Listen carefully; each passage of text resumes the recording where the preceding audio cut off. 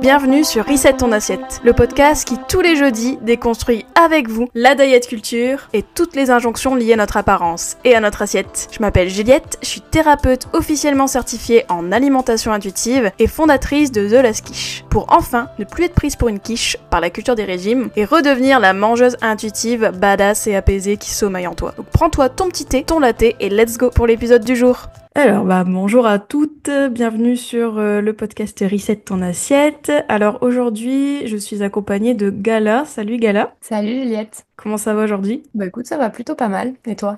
Ouais, très bien. Je suis très contente que tu sois venue sur le podcast, enfin que tu sois là aujourd'hui avec moi. Du coup, Gala, est-ce que tu peux te présenter à mon audience déjà? Ouais, bien sûr. Donc moi, je suis Gala Avanzi. J'écris des livres, j'ai écrit des essais plutôt portés sur le féminisme et le rapport au corps des femmes.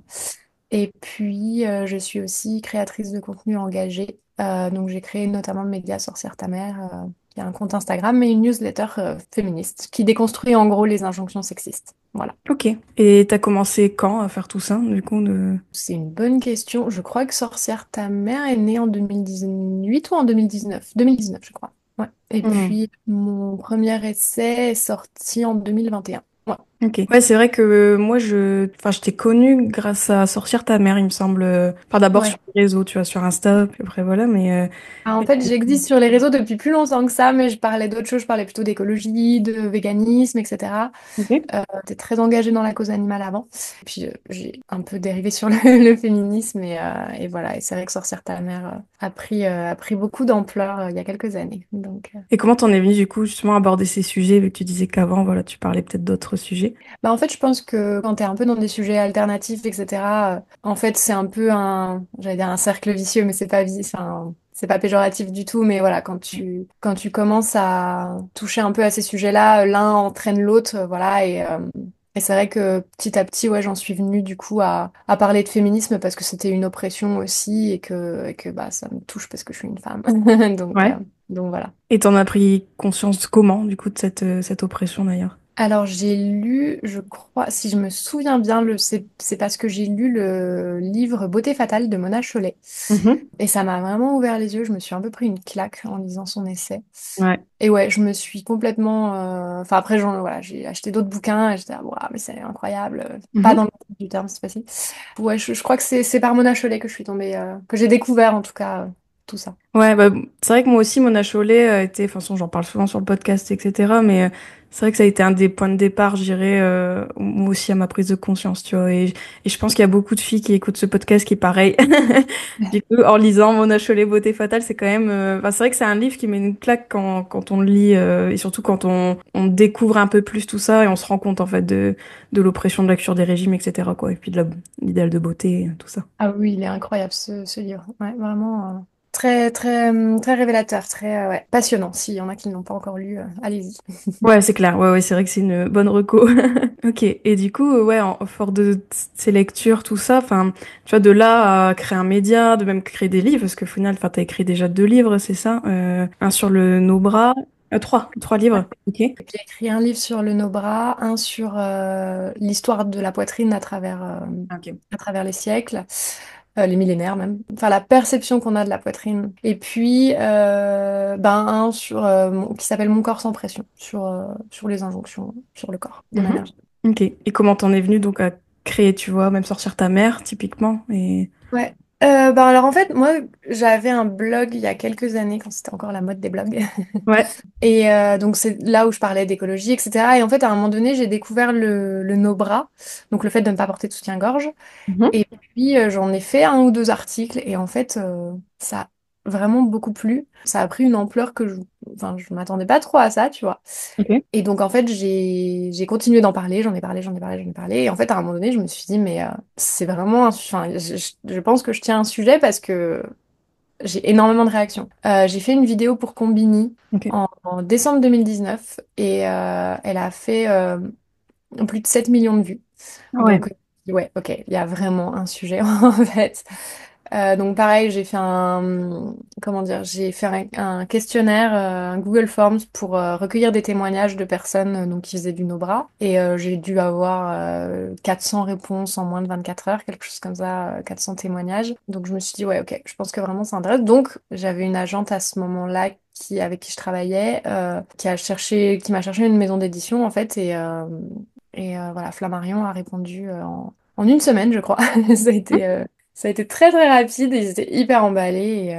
Et donc voilà, c'est comme ça que j'ai écrit Nos bras en fait. Mhm. Parce que je voulais vraiment approfondir le sujet en fait. Et juste écrire quelques articles, ça me frustrait. Je voulais vraiment aller au fond des choses.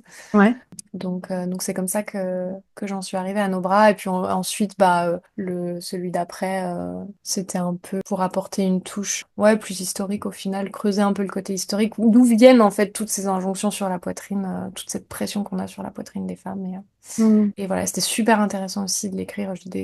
Voilà, je savais déjà pas mal de choses, mais j'en ai encore découvert plein d'autres. Donc, Oui, parce que, tu vois, moi, le no bras, parce que là, du coup, c'était en 2019 que t'en parlais, ça. Ouais. Ouais, donc, je trouve que c'est assez précurseur, parce qu'au final, je trouve que c'est quand même un sujet. Moi, j'en ai plus entendu parler pendant le Covid, enfin, le oui, confinement, etc. Parce que, du coup, ouais. justement, il y a ce truc de. Bah, en fait, voilà, on est libéré du regard des autres, tout ça. Donc, voilà, tenter de moins mettre de soutien-gorge, etc. Mais, du coup, ouais, c'est assez, assez novateur aussi, quoi, à l'époque. Ouais, moi, c'est vrai que du coup, je le faisais avant.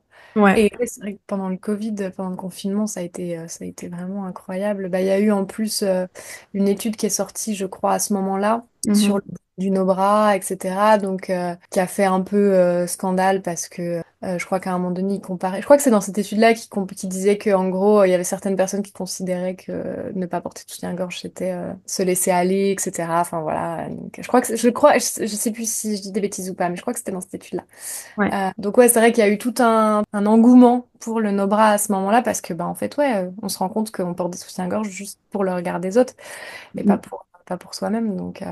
Ouais. Donc vu que là on était plus confrontés, bah on mettait plus de soutifs Ouais, c'est vrai, ouais. C'est vrai que c'était, oui, c'était une période quand même, même pour le maquillage, je trouve. Enfin, là aussi, on a revu un petit peu plus ouais, l'injonction un peu à se maquiller tout le temps et même nous-mêmes de se dire, bah, en fait, pourquoi on se maquille, quoi. Donc, c'est intéressant. ouais, il y a eu plein de choses Mm.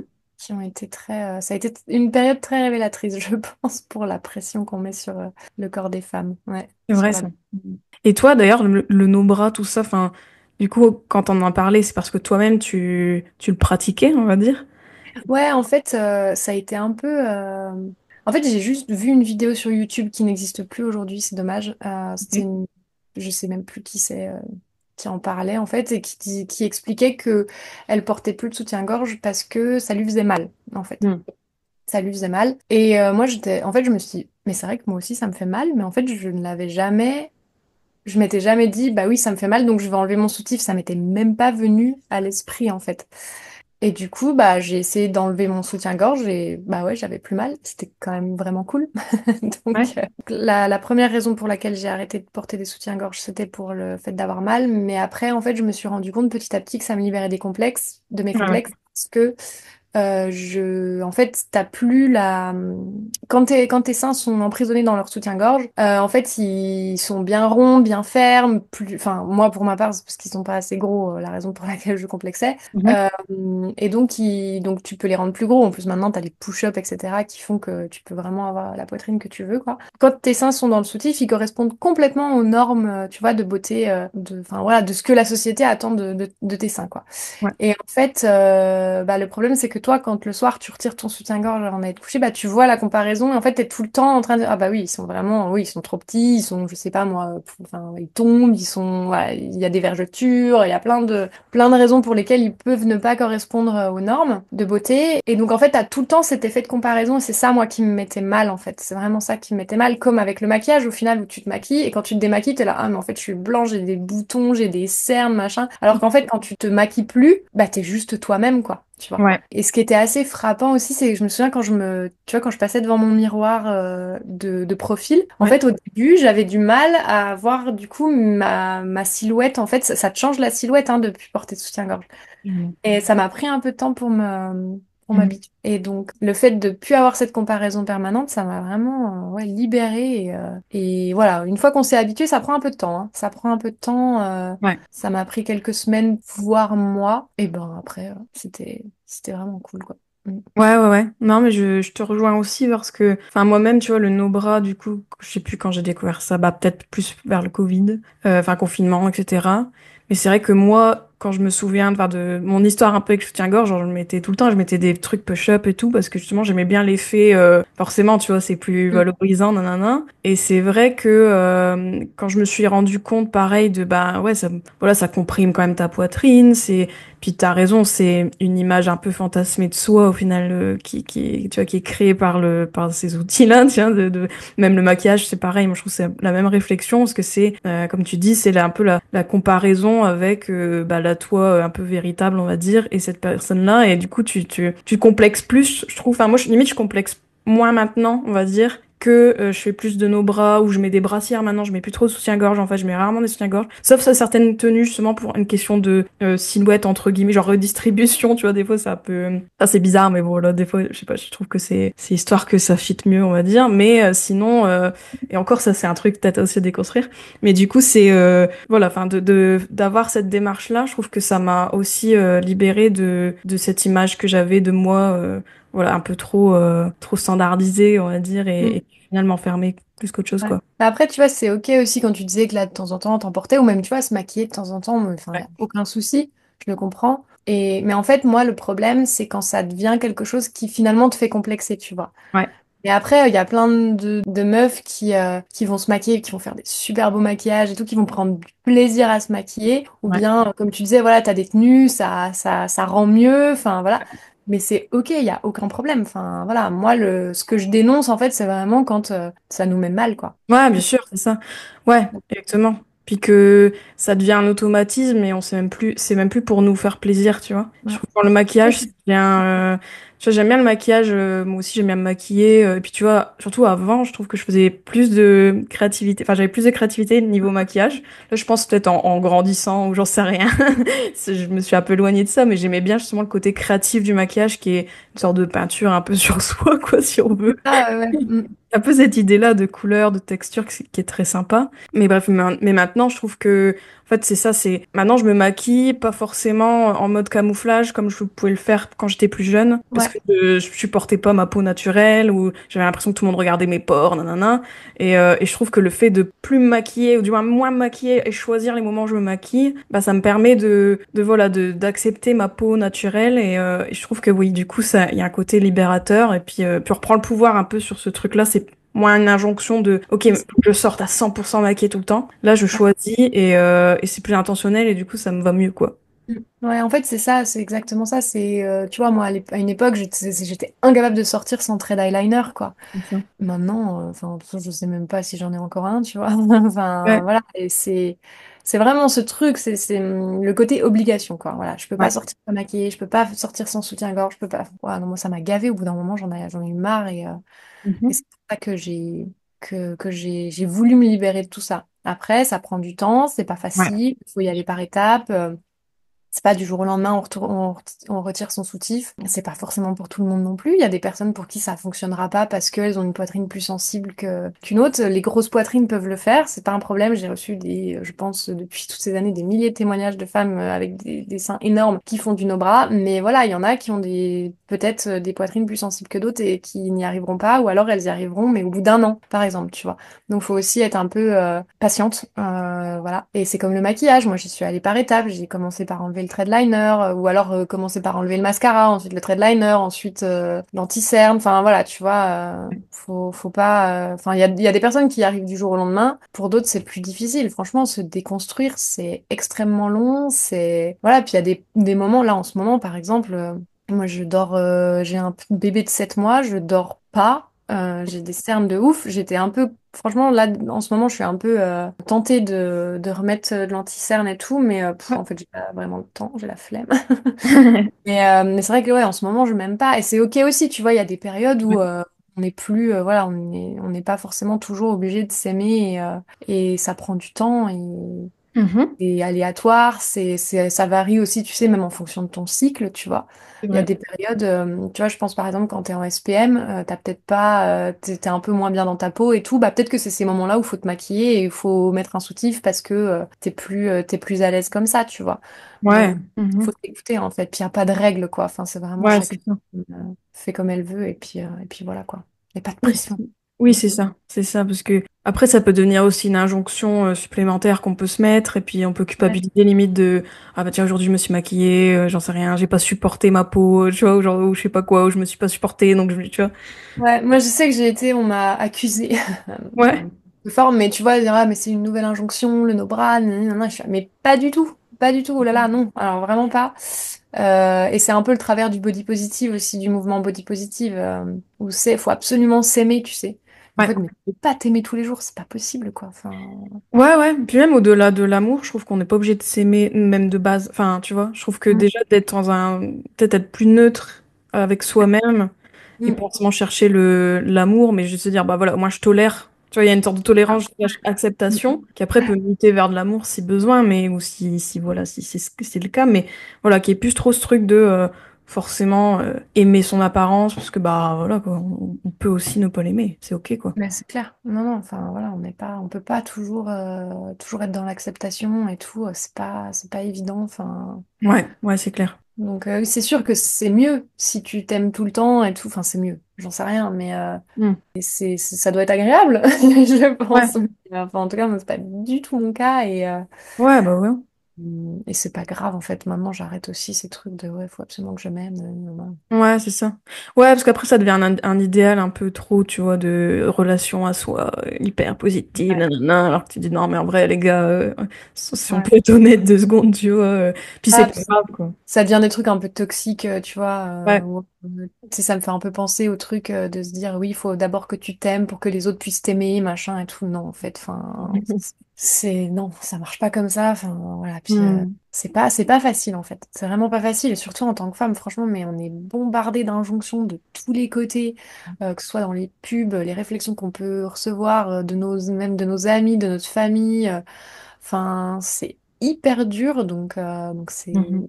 c'est quasiment mission impossible en fait. Mhm. Donc voilà, faut se foutre la paix quoi. Donc c'est un peu ce que j'essaye de partager dans mes bouquins, en gros, Ouais. se foutre la paix. Mm. Ouais, parce que du coup, le livre que tu as fait dernièrement, enfin qui est sorti dernièrement, qui est Mon corps sans pression, c'est ça? Celui-là, comment il est venu? Alors ça, c'est une commande. Donc c'est-à-dire que la maison d'édition est venue me voir. À la base, c'est une de mes amies ils avaient contacté une de mes amies, puis elle avait pas le temps. Elle leur a donné mon nom, donc ils sont venus ils m'ont contacté comme ça.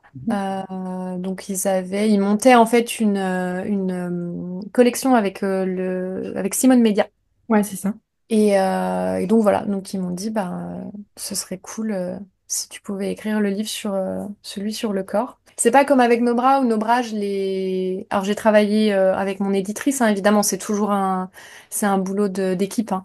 Un auteur écrit pas tout seul, donc c'est pour ça d'ailleurs que le choix de l'éditeur est très important, ou de l'éditrice. Mais avec Nos bras, j'avais une liberté énorme parce que c'est un livre qui est venu de moi, en fait. Alors que Mon corps sans pression, c'est une commande. Donc, il y avait toute une charte à respecter, etc. Donc, c'est un autre exercice. C'est très intéressant. C'est deux exercices complètement différents qui sont passionnants l'un autant que l'autre, mais voilà, avec certaines contraintes quand même pour la commande. Et donc, il y avait un angle prédéfini, etc.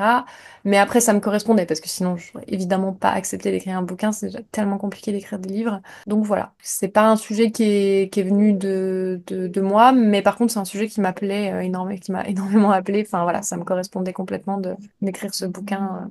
C'était un peu, si tu veux, pas la suite logique, mais en gros, enfin, Mhm. nos bras, mais version tout le corps, quoi. Voilà. Ok. Et du coup, c'est quoi les injonctions un petit peu que tu revisites dans ce bouquin? Alors, je commence sur les complexes en fait. Voilà, d'où viennent les complexes? Qu'est-ce que c'est qu'un complexe? D'où viennent les complexes? Comment ils nous pourrissent la vie? Comment s'en détacher? Voilà, à chaque fois, le but c'est d'apporter des solutions en fait. C'est bien beau, voilà, de dénoncer, etc. Mais le but c'est aussi d'apporter des solutions. Donc, j'attaque direct par les complexes et puis ensuite. Je parle de l'agisme aussi, je parle donc l'agisme, c'est le fait d'encenser la jeunesse. La beauté, c'est seulement quand on est jeune, en gros. La beauté passe absolument par la jeunesse. Et donc, ben, forcément, quand on est vieille, on est considéré comme périmé, tu vois. Donc, Mm. moi, je sais que dès que j'étais... franchement, je pense que dès que j'ai eu 18 ans, j'ai commencé à mettre des crèmes anti-âge, quoi. On commence Mm. déjà à me dire, ah oui, oui, non, faut prévenir, hein, faut absolument prévenir. Les rides et tout. Donc ça, c'est quelque chose que voilà, j'essaie de déconstruire aussi maintenant, tu vois, où je me dis, en fait, si j'ai des rides, c'est pas grave, quoi. Ouais. Donc voilà, moi, j'ai beaucoup de ridules sous les yeux et tout. Donc ça, c'était ma bête noire pendant des années aussi. Mhm. Donc voilà, je parle bah, de la peau, de l'acné. Moi, ça a été aussi un très, très gros complexe chez moi. Ouais, ouais. Longtemps, l'acné, j'en ai eu énormément. Donc voilà, c'est très compliqué hein, parce que évidemment, la beauté passe par la peau parfaite, quoi, Ah immaculée, ouais. sans taches, sans cicatrices, sans rien, quoi. Donc moi, c'est pas Mhm. du tout mon cas. J'ai Mhm. des cicatrices partout. Enfin voilà, j'ai encore des boutons. Alors le visage, ça va un peu mieux, mais tu vois, moi, j'ai encore plein de boutons dans le dos et tout. J'ai l'impression d'être voilà, comme une ado, quoi. Mhm. Donc voilà, je parle des cheveux aussi. Ouais, Euh, Absolument, tu sais, avoir des cheveux lisses, etc. Enfin voilà, il y a c'est vrai. toute une pression là-dessus. Et puis, bah, j'ai tout un chapitre sur la grossophobie. Ouais. Enfin, le fait qu'on soit éduqué au régime, quoi. Voilà. Mhm. La culture des régimes qui est omniprésente dans notre société et que maintenant, on n'appelle plus ça des régimes, on appelle ça un mode de vie sain. Voilà. Ouais. Des rééquilibrages alimentaires. Là, le rééquilibrage alimentaire, voilà. Et en fait, on nous met au régime en permanence, on nous force, en tant que femme, de toute façon, on nous force à être dans le contrôle de tout, de notre apparence, et ça passe donc bah, par ce qu'il y a dans notre assiette, quoi. Carrément. C'est un gros chapitre dans le bouquin, parce que bah, je pense qu'il y a énormément de choses à déconstruire sur ce sujet. Mm. Ouais, oui, c'est clair. Quel déçu, en effet, ouais. Mais Ouais. justement, toi, c'est quoi ton rapport du coup à la cure des régimes et à la grossophobie? Enfin, est-ce que ça a marqué ton parcours dans ton rapport à l'alimentation, etc. Pas énormément. Moi, pas énormément, parce que moi, je suis considérée comme étant maigre. Ouais, ok. Moi, je me suis pris, enfin, voilà, on m'a toujours traité d'anorexique, etc. En Mhm. disant, mais faut que tu manges, hein, machin. Mhm. Donc voilà, donc ce que j'explique dans le bouquin, c'est pas, il n'y a pas la maigrophobie, ça n'existe pas. Ouais. C'est, voilà.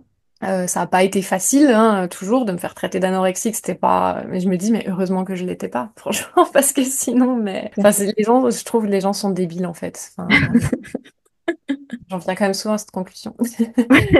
Euh, donc voilà, mais en fait, l'autre conclusion à laquelle j'en viens, c'est qu'en fait, peu importe ce à quoi tu ressembles, que tu sois grosse, que tu sois maigre, en fait, on vient toujours te faire chier, mais toujours, peu Ouais. importe. Alors après, évidemment, au niveau de la grossophobie, c'est une dimension qui est énorme, Mhm. enfin, ça n'a rien à voir. Moi, je te dis, en fait, le principal complexe que j'avais, donc c'était ma poitrine, donc c'est pour ça que j'en suis venue à écrire Nos bras aussi.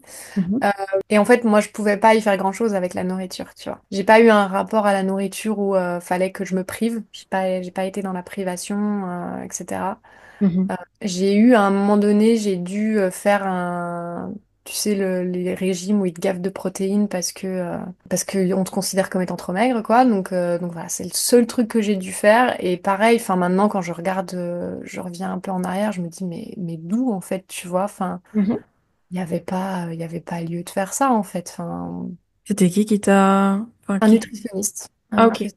J'étais allée voir un nutritionniste, ouais, ouais, parce que j'étais à un moment donné, on me faisait flipper avec ça en fait, tu vois. Quand tout le monde te dit, ouais, t'as un problème, mais t'es malade ou quoi? Enfin, tu vois. Bon, bah, j'ai un problème. Après, t'as le nutritionniste.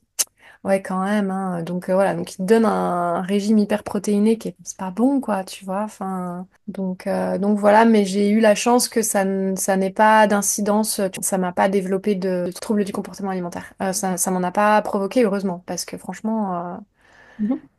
ça va vite, quoi. Donc voilà, donc moi j'ai pas eu avec l'alimentation, j'ai pas eu de problème. Accepter mon corps, ça a pas toujours été évident quand même, quoi. Mhm. Mais, euh, Et mais donc voilà. et à quel moment c'était plus compliqué? À quel moment c'était peut-être plus facile, tu vois, tu dirais? Je pense que le plus compliqué, ça a été fin du collège, lycée. Mhm.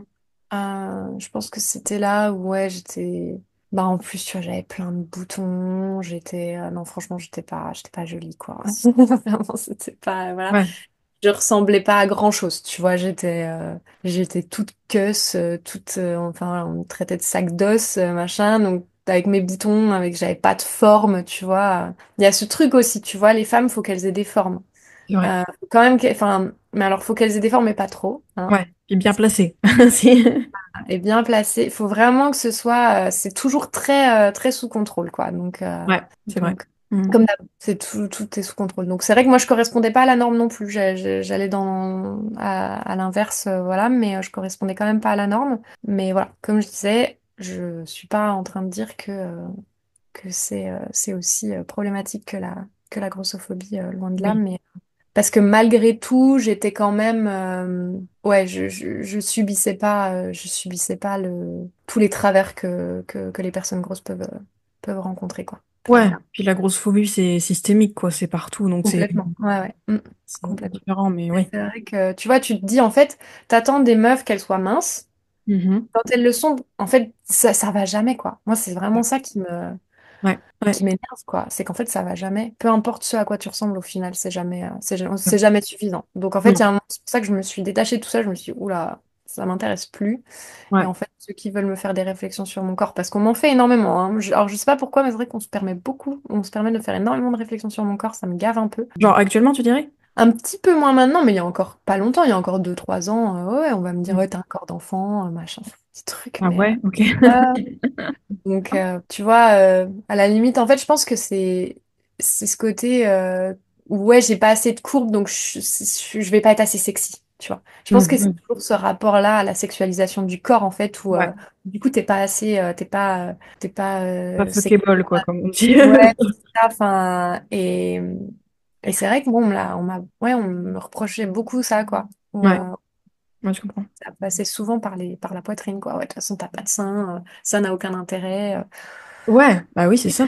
Bah ouais, ouais, non, mais c'est vrai que, tu vois, quand je réfléchis, moi, quand j'étais au lycée, etc., justement, moi, je m'amusais un peu du male gaze dans l'idée, dans le sens que je savais que mon corps était sexualisé, justement parce que j'avais des formes aux beaux endroits, on pourrait dire ça. Et du coup, mais je savais qu'en fait, mon rapport au corps, enfin, avec le recul, je sais qu'il était pas très sain, même si, d'un côté, ben, au moins, j'étais pas non plus complexée, mais je savais que, en fait, tout tournait autour de, être jolie pour les garçons, ou être jolie pour ou mon copain, ou nanana, ou, tu vois, moi, je rêvais qu'on dise des trucs comme ça sur mon corps, ou des trucs un peu genre, ah, j'ai l'air d'être trop belle, nanana, tu vois, je rêvais de ça, en fait. Et c'est Ouais. dingue comment, ça, c'est un conditionnement quand t'es une femme, quoi.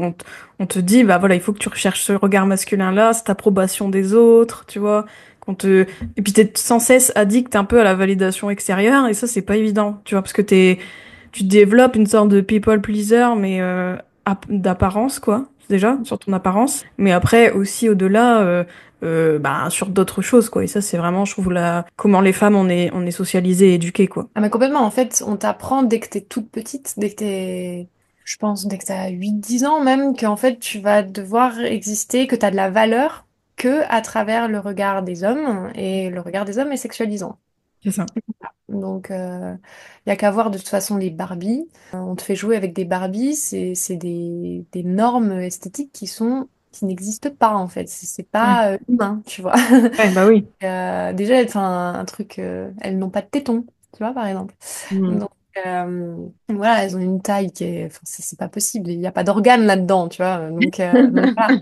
Et en fait, c'est ça qui est très compliqué quand tu te construis là-dessus, quoi. Enfin, moi, j'ai une nièce qui a 15 ans, là, et ça va pour l'instant, tu vois.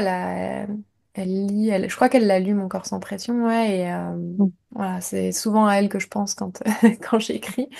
Parce que ça me fait flipper, quoi, qu'elle en passe par là où nous, on en est passé, notre génération, quoi.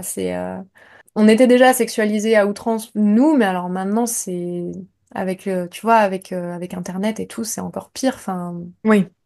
donc c'est vrai que t'as accès à des choses, tu vois, je pense par exemple aux stars de télé-réalité maintenant qui ont des seins énormes, des fesses énormes, une taille toute fine, tu vois, bah, qui ressemblent au final un petit peu à des Barbie, bon, un- avec des formes quand même un peu plus généreuse, mais et c'est vrai que avant nous, on avait moins ça quand même, tu vois. Et maintenant, t'as un peu ce accès à tellement de femmes. Tu vois tellement de modèles de femmes en fait qui ressemblent à tout sauf à quelque chose de réel, quoi, que c'est compliqué. Ça devient vraiment compliqué. Donc, Ouais.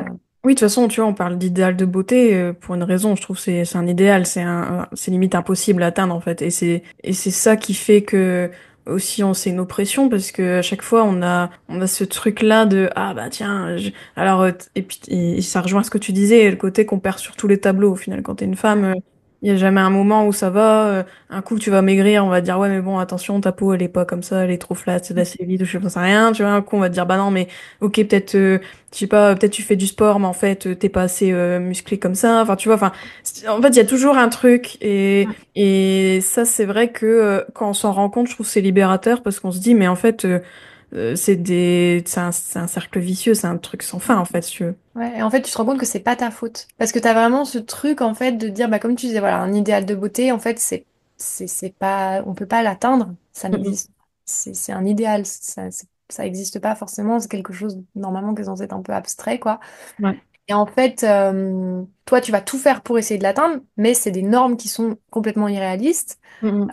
Et donc tu n'y arrives pas, et donc en fait tu perds confiance en toi parce que tu te dis en plus putain mais je suis vraiment nulle quoi, parce qu'en plus j'y arrive pas, tu vois. Donc par exemple ça va être passer par un régime où comment bah t'arrives pas à te contrôler parce que c'est impossible de te contrôler tout le temps en fait, enfin, c'est intenable, c'est Ouais. juste horrible. Et donc tu n'y arrives pas, et donc bah tu vas peut-être être comment dire, tu vas peut-être être trop grosse par rapport à ce que la norme voudrait, et donc bah c'est ta faute parce qu'en fait c'est toi qui as trop bouffé quoi, tu vois. Bah ouais, ouais. Pas du tout, c'est juste que bah, peut-être à un moment donné, tu as envie de te faire plaisir dans ta vie aussi, tu vois. J'ai interviewé une psy nutritionniste pour Mon corps sans pression et justement, elle disait faut vraiment remettre la notion de plaisir avec la nourriture, quoi, parce qu'on on oublie vraiment que c'est censé être quelque chose qui nous fait du bien, quoi, qui nous fait plaisir. Ouais, Et ouais, c'est c'est clair. complètement occulté, mais complètement. Et c'est vrai que dès qu'on est tout petit, on est vraiment ouais, dans le contrôle. Même là, tu vois, je vois donc avec mon bébé, donc j'ai un petit garçon. Et en fait, alors là, moi, en ce moment, ma crainte, c'est de pas lui donner assez à manger, tu vois. Mais en fait, on est déjà dans le contrôle au final de ce qu'on lui donne, alors que, tu vois, j'ai lu quand même certaines choses où ils nous disent on dit oui, enfin, c'est bon, c'est une introduction à la nourriture, donc il n'y a pas forcément besoin tu vois, de lui donner, enfin, moi, je l'allaite, donc le lait maternel, voilà, couvre encore quand même pas mal Mhm. de ses besoins. Mais en fait, on est tellement formaté à être dans le contrôle de la bouffe que j'ai du mal à... Ouais, t'as du mal à te détacher de ça, quoi. Et à chaque fois, je flippe de pas lui donner assez quand il a pas envie de manger quelque chose, tu vois. Donc ça commence très, très, très, très jeune, quoi. Et ouais, et on est vraiment, ouais, au niveau de la bouffe, on est vraiment en contrôle permanent. Au niveau de l'apparence, ouais, c'est assez, assez Mhm. impressionnant, quoi. Donc, et c'est très difficile à déconstruire, et c'est pour ça aussi que je voudrais dire que enfin voilà, si on n'y arrive pas, c'est pas grave non plus parce que c'est tellement omniprésent, c'est tellement oppressant en plus que c'est très très très très difficile de s'en déconstruire, et c'est ça aussi voilà où le body positive a un peu ses limites, c'est-à-dire qu'on a l'impression que c'est voilà, c'est facile et qu'on devrait tous y arriver, et en fait non quoi, c'est pas c'est loin Mhm. d'être évident. Ouais, oui, bien sûr, ouais, oui. Ouais, puis tu vois, je trouve qu'au-delà de arriver à contrôler, moi je trouve le contrôle c'est une illusion au final, tu vois, tu contrôles jamais rien. Même quand tu contrôles rien, tu vois, et t'inquiètes que ton corps il va reprendre ses droits dans pas longtemps, tu vois, même si en fait c'est comme si tu mets sous soupape et en réalité c'est une illusion quoi. Et tu vois, des approches comme l'alimentation intuitive, c'est ça, tu vois, on essaie de dire, bah en fait le contrôle de ton poids c'est faux, le contrôle de ton corps c'est faux au final, enfin tu vois tout ça, et du coup de se décentrer de ce contrôle-là et de se dire, bah ok, comment tu peux prendre soin de toi et être en paix avec toi sans forcément chercher toujours des métriques ou des stats à analyser dans ta performance, dans comment tu manges, à tout ça. Enfin, sortir un peu de ce truc qui je trouve, bah, nous enferme, nous aliène. Tu vois, moi, je le vois avec mes clientes, typiquement, tout ce qui est, tu vois, le contrôle du poids, c'est difficile, en fait, de le lâcher. Tu vois, la balance, le chiffre qu'elle donne, ce que ça veut dire sur toi. Enfin, ça, c'est vrai que c'est une grosse déconstruction aussi, quoi, de se voir autrement que des chiffres et un truc de contrôle, quoi, c'est clair. Ouais, ouais, c'est hyper dur. Moi, tu vois, je vois pendant ma grossesse, Mhm. donc on m'a dit, faut prendre 1 kilo par mois. Mm. Donc en fait, au départ, bah, moi, je me disais, putain, 1 kilo par mois, enfin... Moi, je me disais, en fait, j'espère que je vais les prendre. Tu vois, j'avais cette peur-là, en fait, de pas Ouais. prendre assez de poids.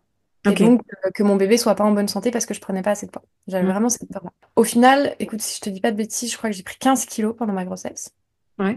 Donc, plus que, que 1 kilo par mois. Et en Mhm. fait, à un moment donné, mon gynéco m'a dit, va falloir ralentir un peu, tu vois. Ouais. Et je dis, ah, en fait, non. Et donc, je me pesais quand même pas mal. J'ai acheté une balance, parce qu'en fait, sinon, j'en ai pas, parce que, comme je te dis, j'essaie vraiment de me détacher un peu de tout ça. Donc, Ouais. je m'étais pas pesée depuis je sais pas combien de temps. Et donc, je me suis quand même acheté une balance, tu vois. Et, Mhm. et en fait, je me dis, putain, mais... Ouais, on nous fout jamais la paix, quoi. On nous fout jamais la paix. En fait, au début, c'était, ah, on sait pas si tu vas prendre suffisamment de poids, puis après, ah bah non, finalement, t'en prends trop. Enfin, Ouais, ouais, c'est bon, quoi. Ouais.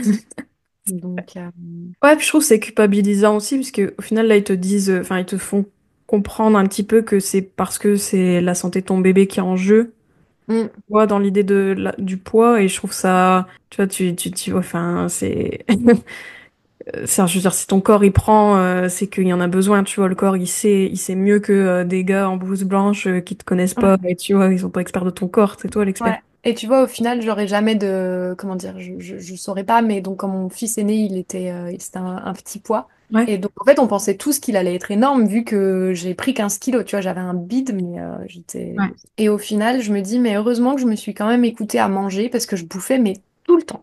Tout le temps, Mhm. tout le temps, j'avais tout le temps un truc dans la bouche, tu vois. Mhm. Je me relevais la nuit pour bouffer, tu vois. Et comment? Et en fait, je me dis, mais heureusement, au final, que je me suis écoutée, que je me suis pas restreint. Ouais. Parce qu'en fait, je pense que mon fils avait j'avais besoin de manger, en fait, pour le créer, enfin, tu vois, pour le Ah fabriquer. oui. Donc, Ah oui. voilà, après, je peux pas, comment dire, c'est un ressenti que j'ai, hein, tu vois. Mhm. Mais je pense que voilà, alors que si, en fait, si, de toute façon, bon, après, quand t'es enceinte, franchement, pour ne pas manger, enfin, je vois pas comment c'est possible parce que quand t'as faim, tu vois. Mhm. Faut que tu manges. Donc voilà, mais ouais, franchement, heureusement que j'ai pas cherché plus que ça à contrôler le truc parce que je me dis, mais en fait, ouais, là, pour le coup, j'aurais pu entraver sa santé, tu vois. On a vraiment un rapport au poids très particulier, quoi. Très, très particulier.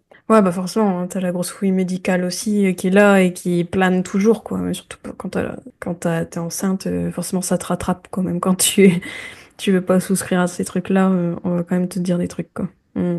Bah, et puis t'as beau savoir, tu vois, moi je me suis quand même beaucoup renseignée et tout, mais bon, quand c'est des médecins qui t'en parlent et aussi quand on te le répète tout le temps, t'as beau essayer de te détacher, c'est pas évident, quoi. C'est Bien vraiment. sûr. Mm. Ouais, ouais, c'est ça. Ouais. Après, si on revient à ce qu'on disait tout à l'heure, tu vois, on essaye de s'en détacher parce que ça nous fait souffrir, mais c'est ok si on n'arrive pas, enfin, tu vois, est-ce qu'on peut arriver à 100% de détacher? Non, tu vois, déjà. Tu vois, il y a aussi l'idéal de détachement. Il n'y a pas de perfection de détachement, donc faut aussi se Mm. foutre la paix sur ça en disant, bon, ok, enfin, forcément, oui, ça a un impact sur moi, c'est des discours qu'on te dit tout le temps. Tu vois, même quand t'es enceinte ou que t'es mère, on va te dire 50 millions de trucs.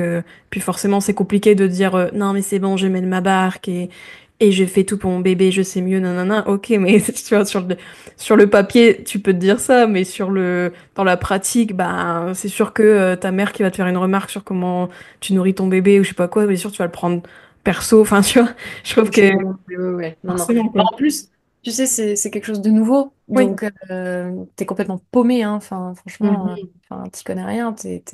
Tous les jours, chaque seconde de chaque minute de chaque heure, c'est de l'impro, hein. Donc c'est hyper difficile, ouais, ouais. C'est hyper Mhm. difficile. Tu peux pas être détaché en permanence. C'est Ouais, pas... c'est ça. Et comment ça a, du coup, changé un peu enfin, est-ce que ça a changé, du coup, ton rapport au corps, la grossesse, le fait d'être mère aussi, tu vois? C'est très particulier en fait, parce que alors moi j'ai adoré être enceinte, j'ai adoré ça. J'étais mal tout le long, hein, j'avais la gerbe tout le long, mais Mhm. j'étais fatiguée tout le temps. Mais j'ai adoré être enceinte quand même. Donc c'est très particulier en fait bah, tu partages ton corps t'appartient plus à toi que à Mhm. toi. Donc tu le partages. Et en fait moi là où j'ai eu du mal, c'était pas du tout de partager mon corps, mais c'est après une fois que mon fils est né, et ben de me réapproprier mon corps qui du coup n'est plus qu'à moi maintenant, enfin qu'à Ouais. moitié que j'allaite. Mhm. Donc il y a quand même cette notion de ça lui appartient quand même un petit peu, tu vois. Ouais. Mais ouais, moi, c'est plus ça qui a été compliqué, en fait, à gérer. Mhm. Et puis, tu sais, t'as vraiment ce corps vide, en fait, au final. Tu te trouves quand t'accouches, bah, t'as le bide t'as l'air encore un peu enceinte, mais tu l'es plus. Mm. Euh, T'as le ventre tout flasque, en fait, tout... Ouais, il n'y a plus rien dedans. C'est très, très particulier. C'est très bizarre. Donc, en fait, faut... Je pense que j'aurais peut-être aimé savoir plus tôt, c'est le fait que ça prend du temps, en fait. Toi, ton corps, il a besoin de temps pour se remettre de l'accouchement, de guérir, en fait. Tu vois, t'as une plaie béante dans l'utérus. Bah en fait, voilà, faut psychologiquement, émotionnellement, etc., pour te reconnecter à ton corps, voilà, ça prend aussi un peu de temps. Et c'est vrai que tu te regardes au départ dans le miroir et t'es là, ouais, c'est moche, quoi. Tu te dis, c'est pas, voilà. T'as Mm. beau vouloir te dire, ouais, t'as donné la vie, c'est magnifique, t'as fait un truc incroyable, et c'est le cas, on fait des trucs incroyables avec notre Ouais, c'est corps, clair. Ouais. mais ben, c'est des corps qu'on n'a pas l'habitude de voir. Du tout, du tout, du tout. Mhm. Les corps de femmes en postpartum, on n'a absolument pas l'habitude de les voir, donc ça surprend au départ, ça surprend Mm. et voilà, je pense qu'il faut juste savoir que ça prend un peu de temps Mm. à se reconnecter à soi et voilà, et c'est ok quoi. Et c'est vrai que ouais, ton corps il sera plus jamais vraiment pareil quoi. Donc moi Ouais. enfin, ouais, ça a jamais été aussi mou, donc Ouais. c'est un peu bizarre. Mais c'est comme ça. Et c'est vrai que si, il y a un truc, j'avais la hantise d'avoir des vergetures. Tu sais que ça craquelle de partout. Parce que vu que je suis toute mince, je me disais, mais je vais exploser en fait. Donc Mm. tous les jours, je me mettais du beurre de karité pour ne pas craqueler de partout, tu vois. Ouais. Ça a été mon... Alors que tu sais, je suis censée être un peu... je viens d'écrire un bouquin un an avant d'être enceinte, même pas, j'ai écrit un bouquin sur les injonctions, sur le corps et tout. Et en Ouais. fait, j'avais la hantise d'avoir des vergetures sur mon corps, tu vois. Et donc tous les jours, vraiment, je m'appliquais mon beurre de karité partout pour ne surtout pas craquer. Donc, Mm. alors ça a marché, mais Mm. tu vois, ça m'avait rendu ouf, mais Ouais. ouais, fallait que j'ai mon beurre de karité, quoi. Si j'en mettais pas, je me sentais pas très bien, tu vois. Donc, Ouais, ouais, après, je trouve que c'est normal d'être. Enfin, c'est attendu qu'on ait des.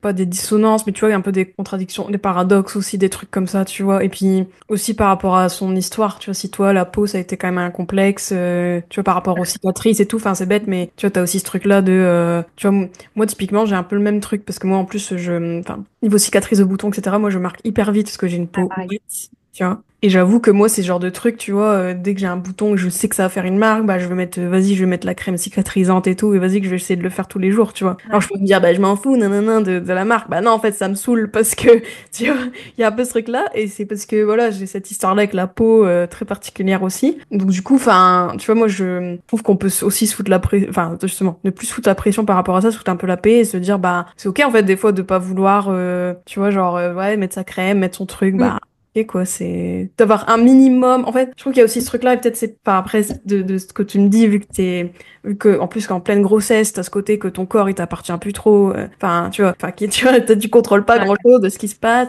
Donc, est-ce qu'il y a pas une sorte de, bah voilà, on essaie de contrôler ce truc-là tant qu'on peut, quoi. Tu vois ce que je veux dire? complètement. Ouais, je pense qu'il y a un peu de ça en mode, allez, il y a au moins un truc sur lequel je peux avoir un peu de prise, tu vois. Et donc, Ouais, bon, voilà. ouais, ouais. Oui, c'est ça, tu vois. Puis, donc bon, c'est pas. Tu vois, je pense que il y a aussi un juste milieu à trouver avec soi-même, en fait. Tu vois, bah ok, oui, non les injonctions, la pression, mais après, s'il y a des choses qu'on fait parce que bah juste, voilà, on préfère le faire et puis limite c'est un truc de toquer un petit peu de le faire, mais c'est pas grave, tu vois. Je veux dire, c'est Complètement. ok, Ouais. c'est bon quoi. Ouais, ouais. Non, Voilà. c'est vrai que ouais, le rapport au corps change, enfin, ouais, change un peu quand même pendant la grossesse. Donc, en plus, tu peux te retrouver à faire des trucs un peu en mode, je comprends pas trop pourquoi tu le fais, mais Oui, voilà. Après, ça peut être, on peut le voir aussi comme un petit rituel avec toi-même, justement, aussi, de l'appropriation complètement. du corps. Tu vois. Enfin, il y a aussi je trouve que Ouais. c'est aussi enfin, l'injonction aussi à, tu vois, je trouve, enfin, le cliché quand tu veux te libérer des injonctions, bah, du coup, tu te regardes plus, Ouais, tu te laisses aller de ouf et, entre guillemets, enfin, si on peut dire laisser aller, j'ai un peu l'expression, mais tu vois ce que je veux dire, ouais, ouais. de côté, bah, en fait, tu prends plus soin de toi, nanana, t'es totalement détaché de ton apparence tellement que tu oublies même que tu as une apparence, quoi. Alors que, Ouais. bah, en fait, non, parce que en plus, voilà, comme on a été matrixé, qu'en plus les gens nous matrixent aussi, ben, c'est sûr que, tu vois, voilà, il n'y a pas non plus ce truc de on oublie que on a une enveloppe, etc. quoi. Ouais, ouais, c'est ça. Et puis en fait, faut pas oublier aussi que c'est normal d'avoir envie de plaire, tu vois.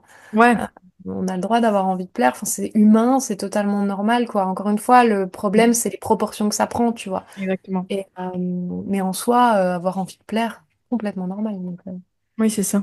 Et d'ailleurs, par rapport à ta poitrine, vu que tu disais que c'était un complexe pour toi, etc., le fait d'allaiter, est-ce que ça a changé aussi ta vision de ta poitrine ou... Enfin, tu vois? bah, je la kiffe parce que du coup, elle est plus grosse. Non, mais ça va être horrible. Va falloir tout redéconstruire. Ça va être trop chiant. Non. Du coup, bah, franchement, enfin, ouais, c'est voilà. Et en plus, alors, je suis obligée de remettre des soutiens-gorge parce que j'ai des fuites de lait toutes les 2 secondes, donc je peux vraiment pas ne pas mettre de soutien-gorge. Donc ça a été un peu chiant, tu vois. Ça m'a un peu, ouais, au début, je suis, pff. Mais ouais, là, je suis en mode, ouais, je pense qu'il va falloir quand elle va redégonfler, quand j'arrêterai d'allaiter, je vais être un peu deg, je pense. Ouais. Mais mais bon, on verra à ce moment-là. Pour l'instant, je kiffe. Ouais, voilà. Après, ouais, on fait ce qu'on peut aussi, quoi. Tu vois, je veux dire, bon, c'est après si t'as eu toujours, c'est ça que je voulais dire aussi quand je parlais de la peau, ce genre de choses, des fois il y a des complexes quand ils sont tellement historiques. Hmm. Typiquement, même le ventre plat, tu vois, moi je sais que j'ai beaucoup de mes auditrices qui ont ce truc-là, et même moi aussi je l'ai eu longtemps, enfin voilà, et peut-être je l'ai toujours un petit peu, enfin tu vois, il y a toujours ce truc de... En fait, on est tellement matrixé que c'est difficile de se dire, ben vas-y, si un jour, admettons, tu vois, j'ai une poitrine qui correspond plus à l'idéal que je voulais avant, et le standard, machin, bah, que tu sois pas un minimum satisfaite, tu vois, enfin, c'est compliqué aussi, parce que tu peux pas non plus te manipuler toi-même et te gaslight un petit peu, si on peut dire ça, tu vois, en te disant non, mais c'est tout, il faut pas que Ouais. t'aimes cette nouvelle poitrine, bah, tu vois. Ouais, ouais, non, non, au début j'étais là, tu vois, je me disais non, mais t'y attaches pas, tu vois. Ouais, Voilà. Et en fait, là, je suis en mode, mais non, mais kiffe, quoi. Kiffe, c'est bon, enfin, voilà, on verra plus tard, tu vois, s'il y a besoin de refaire un petit travail sur soi, voilà, quoi. Mais c'est vrai que, ouais, non, du coup, tu vois, moi, j'ai aucun. Voilà, je sais qu'il y a des femmes aussi qui veulent pas forcément allaiter sur le côté, bah, tu sais, c'est ta poitrine, elle t'appartient, etc. Moi, c'est vrai que j'ai pas du tout ça. Je suis ok. toujours hyper contente d'allaiter mon fils, c'est un moment qu'on partage les deux, c'est super cool, enfin, voilà. Donc voilà, puis en plus, ouais, elle correspond à ce que j'ai toujours voulu avant, donc bah, c'est tout bénef, quoi, pour l'instant. Ouais, c'est ça, après, faut se dire, oui. Après, de toute façon, le corps, il évolue de toute manière, donc même si, admettons, tu vois, on l'aime ou qu'on l'aime pas, on va dire, bon, voilà, de toute façon, on n'a pas de prise dessus, donc... C'est ça. Et puis peut-être qu'après, bah, j'aurai les seins qui tombent, peut-être j'en sais rien. Enfin, voilà, et bah, ce sera comme ça. Et puis voilà, quoi. Ouais, Donc, on ouais, c'est verra. ça. Je trouve qu'il y a aussi ce rapport à bah, au changement et même à la vieillesse aussi plus largement parce que tu vois, tu te dis, ben, dans tous les cas, ton corps, il va changer, quoi, tu vois, Ouais, et inévitablement. Donc, il va falloir l'accepter. ouais, Enfin, il voilà. va falloir l'accepter. Non, Ouais, mais il va falloir faire avec. ouais, c'est ça. C'est plutôt tu travailles un peu être dans cette démarche qui est chronophage et qui est lente et, comme on l'a dit, se détacher un petit peu et puis voilà. Bah, plutôt tu fais ce travail-là, plus facilement, j'imagine, tu peux naviguer les phases de ta vie où, en effet, ton corps va changer, ton corps change et voilà, tu le digères un peu mieux que peut-être que si t'es en lutte permanente et que t'es en mode, non, je veux à tout prix qu'il soit comme avant ou tu vois, un peu comme on Ouais. peut voir pour la chirurgie esthétique ou ce genre de choses, tu vois, il y a un peu ce truc de bon, à un moment, il y a ce truc de tu dois lâcher de toute façon la guerre. Hein. Donc, Ouais, complètement, ouais. Ouais, c'est vrai que, ouais, moi, je me dis, tu vois, je me dis, de toute façon, j'ai déjà réussi à déconstruire tout ça, donc j'y arriverai de nouveau, tu vois. ouais, exactement. Oui, c'est On va ça, les confiance un armes. peu en ses ressources. Ouais, voilà, exactement. C'est ça. Ouais. Du coup, si on reprend un peu le titre de ton livre, Mon corps sans pression, qu'est-ce que tu dirais donc aux femmes qui nous écoutent par rapport à cette pression justement, comment les petits derniers Eh ben, je dirais qu'elle est partout, la pression. Donc, Ouais. il faut en prendre conscience déjà, en fait. Déjà, ça, c'est hyper important. Mhm. Une fois qu'on en prend conscience, même si on n'arrive pas forcément, comme on le disait, à s'en détacher, au moins, je trouve que le fait de se rendre compte que c'est pas notre faute, ça nous enlève déjà un poids énorme. Mhm. Et, et donc voilà, donc c'est pas votre faute. C'est vraiment, on vit dans une société qui est vraiment très très virulente avec les femmes, qui est très dure avec nous. Donc voilà, essayez de vous foutre la paix le plus possible, mais que ce soit dans n'importe quel sens, quoi, en fait. Enfin, que vous arriviez pas à vous accepter, que c'est normal, en fait. C'est complètement normal. Mhm. ça devrait pas l'être, hein, on est d'accord, et on essaye de déconstruire tout ça pour que les futures générations aient pas à en passer par là où nous on en est passé, mais voilà, quand je dis pas de pression, c'est vraiment essayer de lâcher un peu le fait de toujours devoir être dans le contrôle par rapport au fait de soit devoir correspondre aux normes, soit après de devoir être détaché parce que on correspond pas aux normes et il faut l'accepter, machin, voilà. Mhm. C'est de prendre un peu de recul, de se dire, voilà, la pression, elle est partout, c'est pas notre faute. Ouais. Ensuite, on essaye de naviguer dans tout ça comme on peut. On fait ce qu'on peut, en Mhm. fait. Ouais, voilà, Mm. ouais, c'est ça, on fait ce qu'on peut. Bah, merci beaucoup, Gala, pour cet échange. Et puis, Merci à toi. d'être venue sur le podcast, c'était hyper intéressant. Et si on veut te retrouver, du coup, comment on fait? Et ben alors, j'ai un compte sur Instagram qui s'appelle Sorcière ta mère. J'ai un autre compte qui est sur la maternité, c'est La vie de ta mère. Ouais. Sinon, vous pouvez me retrouver sur la newsletter Sorcière ta mère qui sort toutes les 2 semaines, 2 fois par mois, pardon, 2 fois par mois. Ok, super. Bah, merci pour tout ce travail.